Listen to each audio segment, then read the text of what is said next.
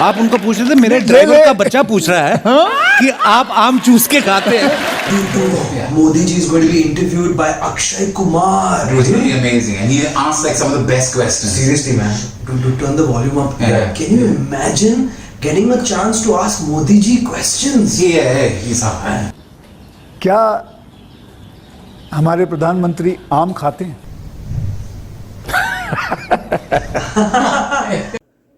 अस्सलाम वालेकुम नाजरीन, मैं हूं रज़ा हाशमी। आप देख रहे हैं लाहौर 42 न्यूज़। नाजरीन, मामला ये है कि भारत के अंदर वहाँ का बॉलीवुड जो है वो किस तरीके से नरेंद्र मोदी का ग़ुलाम बन चुका है, किस तरीके से हिंदुस्तान के सबसे महंगे सुपरस्टार अक्षय कुमार नरेंद्र मोदी के तलवे चाटने पर मजबूर हैं, और किस तरीके से वहाँ पर एक टेरर है, एक खौफ है, और गुजरात के दहशतगर्द की अब इतनी पकड़ सख्त हो चुकी है कि वहाँ के जो क्रिएटिव लोग हैं, वहाँ के जो आर्टिस्ट हैं, अब वो एक मामूली सी भी जो ऐसी बात जिससे नरेंद्र मोदी नाराज़ हो सकता है वो बात किसी सूरत करने पे तैयार नहीं है, और वो बात अगर गलती से हो जाए तो उसको वो रोकने के लिए आखिरी हद तक जाते हैं। मैं बात कर रहा हूँ द कपिल शर्मा शो की, और उसके अंदर अक्षय कुमार की आमद की, और अक्षय कुमार की उस लड़ाई की जो उन्होंने उस कपिल शर्मा शो के जो होस्ट हैं कपिल शर्मा उनसे कर ली है, और मुद्दा बना है नरेंद्र मोदी।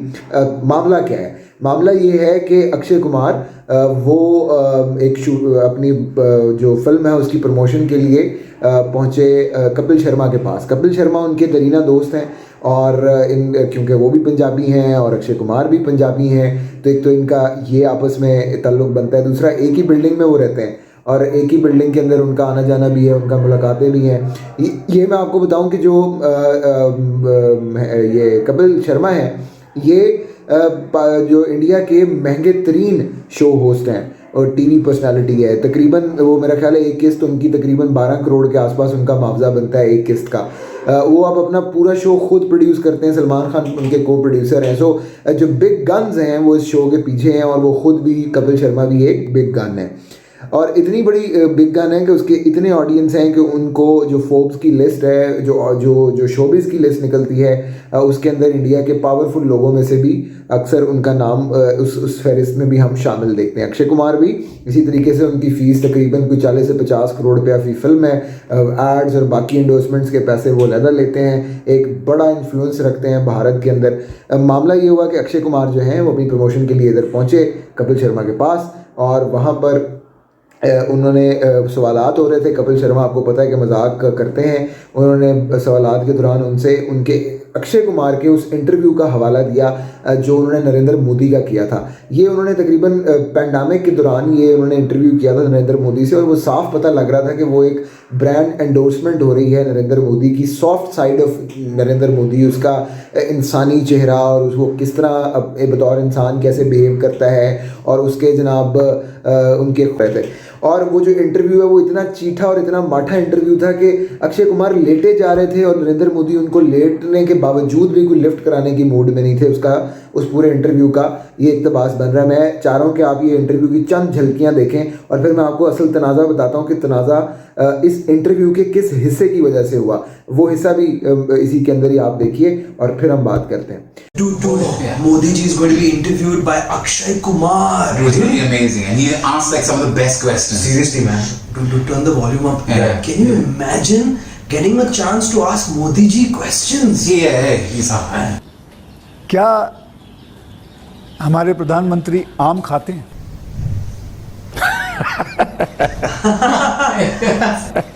ये भी उसका क्वेश्चन है कि आम खाते हैं, और अगर खाते हैं तो क्या काट के खाते हैं या ऐसे गुटली के साथ खाते हैं? मतलब होता है ना वॉश बेसिन के ऊपर खड़े होके गुटली के साथ आम खाना, उसका मज़ा ही कुछ और होता है। तो मैं जानना चाहूँगा कि आप आम खाते हो सर? एक तो मैं आम खाता भी हूँ, और आम खाना मुझे बहुत पसंद भी है। अच्छा। आम के पेड़ पर जो पकी हुई आम थे वो खाना हमें ज़रा ज़्यादा पसंद था। अच्छा। यानी उतारने के बाद पकाया हुआ नहीं, नेचुरल कोर्स में पका हुआ। अच्छा, आपने ये इंटरव्यू देखा? इस इंटरव्यू के अंदर जो आमों वाली बात हुई थी कि जनाब वो आपको आम पसंद है और आम किस तरह, वो आपने खुद देखा वो कितनी फ़नी सिचुएशन है। मतलब उसके ऊपर शर्म आनी चाहिए उसको इंटरव्यू करने वाले को भी कि यार कोई डिग्निटी होती है, आप खुद एक पर्सनालिटी हो, पर नहीं। वो कोई डिग्निटी नहीं थी, वो लेटे जा रहे थे, नरेंद्र मोदी लिटाए जा रहे थे। अब उसी हवाले से जब कपिल शर्मा ने अक्षय कुमार से सवाल किया तो उसके ऊपर साथ ही वो खिलखिला के हंस देते हैं। उनकी हंसी से माहौल मज़ीद एम्बैरसिंग हो गया, अक्षय कुमार भी उसके ऊपर हंसे। लेकिन ज़राए ये बता रहे हैं कि वो उन्होंने ये खबरें रिपोर्ट भी हो रही हैं कि उन्होंने इस इंतज़ामिया को कहा कपिल शर्मा शो की कि भैया वो जो क्लिप है जिसमें नरेंद्र मोदी का जिक्र है और उसके आम खाने का जिक्र है और उसके ऊपर जो मजाक किया गया है वो अच्छा नहीं है, कहीं नरेंद्र मोदी नाराज़ ना हो जाए, कहीं ये हुकूमत नाराज़ ना हो जाए और फिर वो अक्षय कुमार के सर से हाथ उठा ना लें, तो इसलिए वो जो क्लिप है उसको किसी सूरत भी प्रोग्राम का हिस्सा ना बनाया जाए बल्कि उसको डिलीट कर दिया जाए। ये अक्षय कुमार ने उनसे रिक्वेस्ट की। अच्छा, ये तय भी हो गया कि जनाब ये जो क्लिप है ये आगे नहीं जाएगा।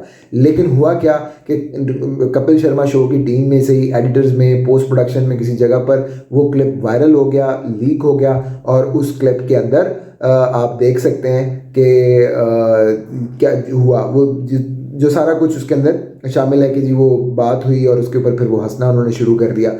ये आदमी हर चीज जो इसको पूछना होता है, ये ऐसा क्यों बोलता है? बच्चों का सवाल था, अर्चना जी का सवाल है। मैंने आपकी एक इंटरव्यू देखी, आप एक बहुत बड़े पॉलिटिशियन का इंटरव्यू कर रहे थे, मैं नाम नहीं लूंगा, वो नहीं ले ले। आप उनको पूछ रहे थे, मेरे ड्राइवर का बच्चा पूछ रहा है कि आप आम चूस के खाते हैं। नहीं वो ले ले। Let's change the topic. हाँ, अगर असली बंदा तो नाम ले, हैं? असली बंदा तो नाम ले। नहीं, ये क्या बात है?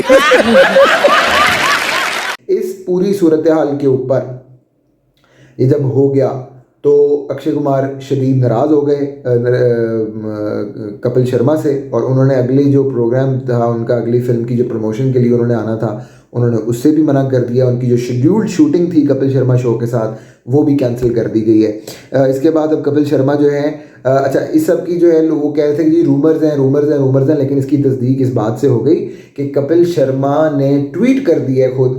मैं चाहता हूँ ये ट्वीट भी आप स्क्रीन पर देखें कि उन्होंने खुद ट्वीट करके कहा कि जनाब देयर वाज अ इशू, वहाँ पे इशू था और ये मिसकम्युनिकेशन थी। उन्होंने इसको मान लिया है कि इशू था, लेकिन उन्होंने कहा जी ये मिसकम्युनिकेशन थी, मैंने अक्षय पाजी को कॉल की है और हम दोनों दोस्त हैं और वो मेरे से नाराज़ नहीं हो सकते और सब कुछ सॉर्ट आउट हो गया। नाज़रीन, मामला ये है कि ये है वो हिंदुस्तान जो किसी ज़माने में अपनी बर्दाश्त, अपनी रवादारी, अपनी डाइवर्स कल्चर और जो एक तनव्वुर के ऊपर वो फ़ख्र करता था और वो कहता था कि जी ये है भारत जिसके अंदर सब इकट्ठे हैं।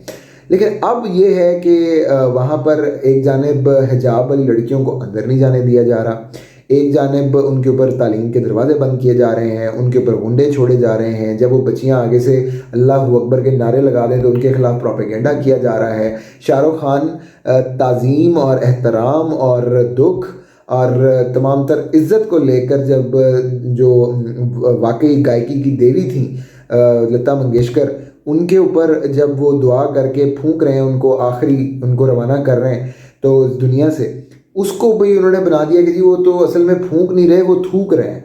ये एक ऐसा भारत है जो बड़ा ख़तरनाक भारत है और मैं तो ये समझता हूँ कि पूरी दुनिया को इसका नोटिस लेना चाहिए, क्योंकि अगर पाकिस्तान की इन चीज़ों को हाईलाइट करके आप बड़े बड़े नोटिस लेते हैं, बड़े बड़े इंटरनेशनल फैसले लेते हैं, तो फिर तो भारत एक अरब इंसानों का, मुतशद्दद इंसानों का भारत बन जाएगा, जहाँ पर इतनी तकसीम होगी, इतनी तफरीक होगी। और जब इस तकसीम और तफरीक के अंदर जब ये फटेगा, ये बम, इस तफरीक दर तफरीक के अंदर ये बम जब फटेगा तो वो तो पूरी दुनिया को लपेट में ले लेगा।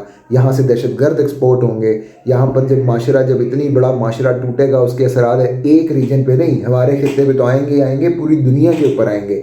तो अमेरिका को, चाइना को, रशिया को, यहाँ की सुपर पावर्स को ये अब नोटिस लेना चाहिए कि भारत के अंदर क्या हो रहा है। और ये जो डीजनरेशन हो रही है, ये जो तोड़ फोड़ हो रही है माशरे की, और ये जो पस्तियों में गिरता जा रहा है माशरा, इसके नताइज के अंदर जो पैदा होने वाले असरात जो दुनिया के अंदर पड़ेंगे उसका क्या होगा। मैंने आपको बताया कि जो बॉलीवुड के बड़े बड़े स्टार्स हैं वो किस तरीके से लेट चुके हैं, और नरेंद्र मोदी और हिंदुत्वा की जो आइडियोलॉजी है, इसका जो होल्ड है, इसके जो जकड़ है, इसका जो पकड़ है इसकी माशरे के अंदर, वो कितनी खून आशाम और कितनी गहरी हो चुकी है। आने वाले दिन जो नक्शा बन रहा है वो इंतहाई खौफनाक, स्याह और परेशान करने वाला है। शुक्रिया।